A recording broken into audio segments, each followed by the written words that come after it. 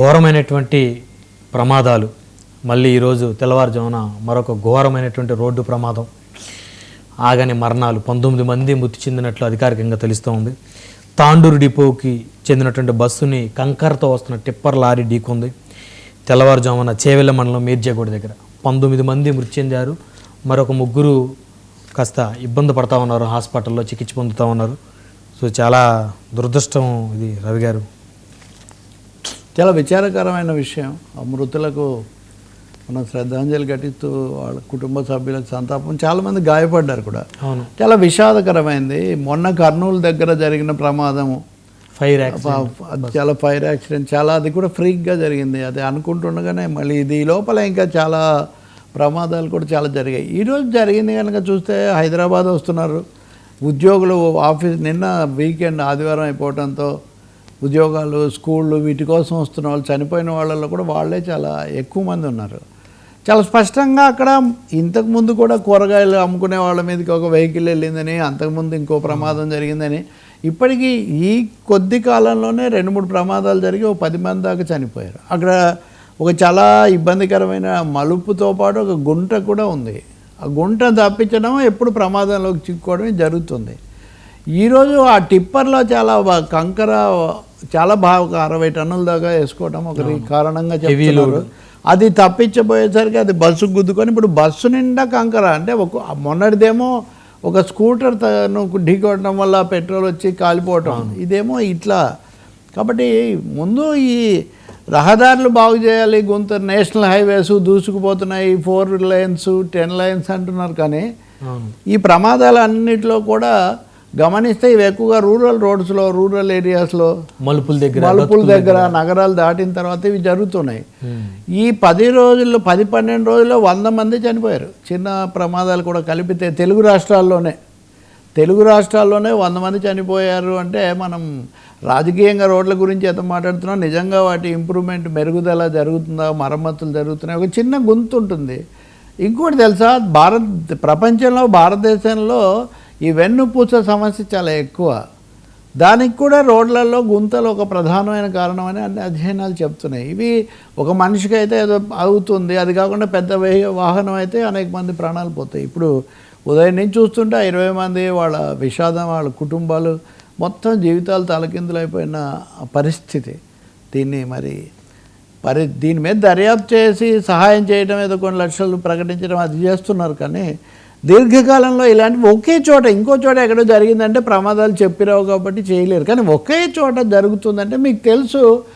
ఇంతకుముందు కూడా హైదరాబాద్ వస్తున్న క్రమంలోనే నా హరికృష్ణ కుటుంబంలో అనేక మంది ఒకటే కుటుంబంలో, దాదాపు ఒకటే చోట. అంటే ఈ మలుపులు ఇబ్బందికరమైన వాటిని, గుంతలు పూర్తి చేయటము, కొంచెం కనీసం పహారా చేయటం. నేను ఈరోజే వార్తల్లో చూస్తున్నాను, కోట్ల రూపాయలు చలానాల కింద వసూలు చేశారు వాహనదారుల దగ్గర అని. మరి ఇలాంటి అంశాలను కూడా పహారా చేసి ఎక్కడ ఉందని కనిపెట్టడం, అది ఎందుకు జరగదో తెలీదు. చాలా నేషనల్ హైవేల మీద విపరీతంగా డబ్బులు వసూలు చేస్తాం. చాలా నిన్ననే గడ్కరీ ఆయన నేషనల్ హైవేస్కి చాలా, ఆయన వల్ల ఆయన నిజమే, మిగతా వాళ్ళు కానీ చొరవగా చేస్తూ ఉంటారు.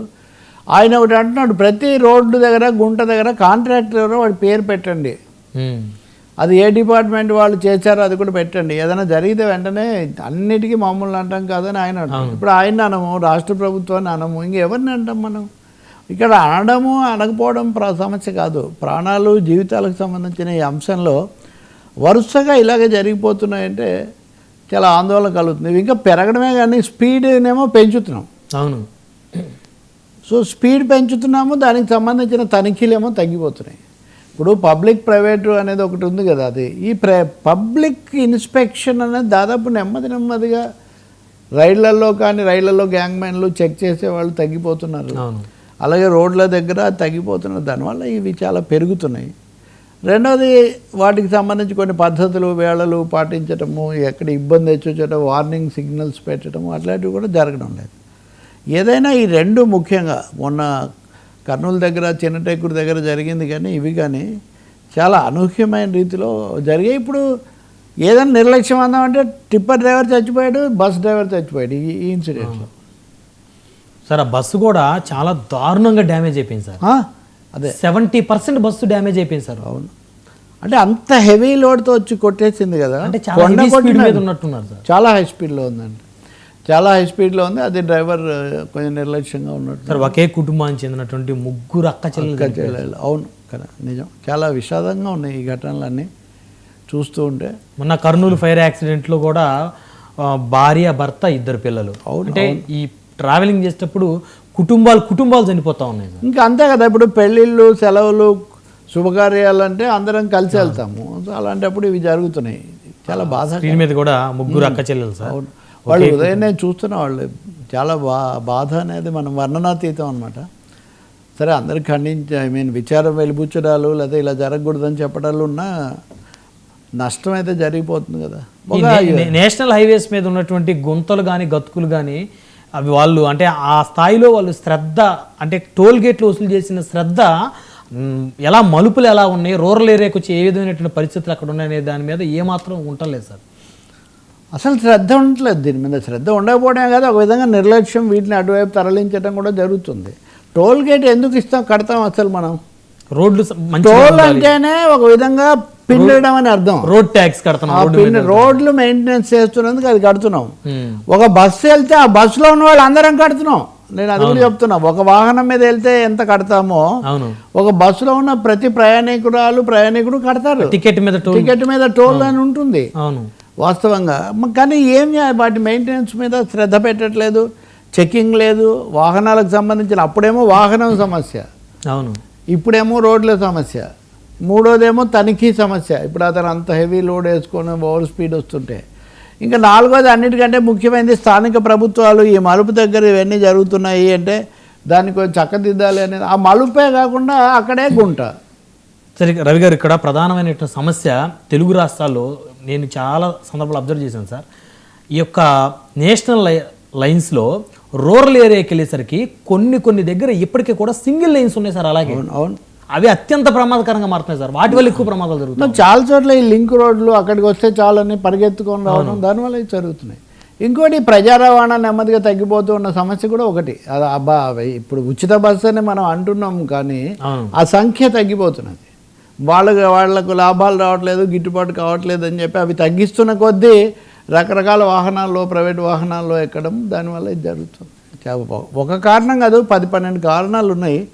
ఇన్ని ప్రాణాలు పోయిన తర్వాత అయినా మనం వీటి మీద మేల్కొని చక్కదిద్దటం చాలా అవసరం. అలాగే బాధితులైన వాళ్ళకి అన్ని విధాల సహాయం చేయటం, డ్రైవర్లకు సంబంధించి కూడా వాళ్ళ పని గంటలు, వాళ్ళ పని భారం అనే దానికి కూడా ఇప్పుడు వాడు 12 గంటలు 14 గంటలు చేస్తే ఆటోమేటిక్గా అవును మనం అలసిపోతే, తప్పు చెప్పినట్టు వాళ్ళు అలసిపోతే కొంచెం అంతే కదా, ఏం చేయలేడు కదా, ఎప్పుడెప్పుడు పోదామని కూడా ఉంటుంది. కాబట్టి ఈ డ్రైవర్ల భద్రత, పని గంటలు అనే దానికి కూడా రెండోది సెకండ్ డ్రైవర్ని కూడా సెకండ్ షిఫ్ట్ పెట్టడం, ఇట్లాంటివి కూడా చేయాల్సిన అవసరం ఉంది. కొంతమంది ఈరోజు సమస్య అది కాదు కానీ చెప్పండి. కొంతమంది డ్రైవర్లు సార్ డబుల్ డ్యూటీ కోసం ఆశపడి వాళ్ళకున్న ఆర్థిక సమస్యలు దృష్ట్యా వాళ్ళు చేసేటువంటి తప్పిదాల వల్ల ఎంతోమంది ప్రాణాలు కోల్పోతా ఉన్నారు. ఆశపడంటే వాళ్ళకి జీతం చాలదు, వీళ్ళేమో ఎట్లయినా అక్కడికి చేర్చాలి, లేకపోతే కుదరదు అంటారు. చాలా సమస్యలు ఉంటాయి కదా. ఇప్పుడు అసలు అధికారికంగానే 12 గంటలు 11 గంటలు పని చేయొచ్చు అని ప్రభుత్వాలు తీర్మానం చేస్తున్నాయి కదా. అవును, ఓ మనిషి 8 గంటలు 10 గంటలు 13 గంటలు చేశాక ఇంకా వాడికి ఏముంటుంది కెపాసిటీ అసలు. కాబట్టి ఇన్ని కారణాలు, కర్నూలు చావుకు 1000 కారణాలు అన్నట్టు తయారైంది. చాలా బాధాకరం. తొందరగా వాళ్ళని ఆదుకొని వీటి మీద ఒక సమగ్రమైన నివేదిక ఇవ్వాల్సిన, తక్షణ చర్యలు కొన్ని తీసుకోవాల్సిన అవసరం కూడా ఉంది.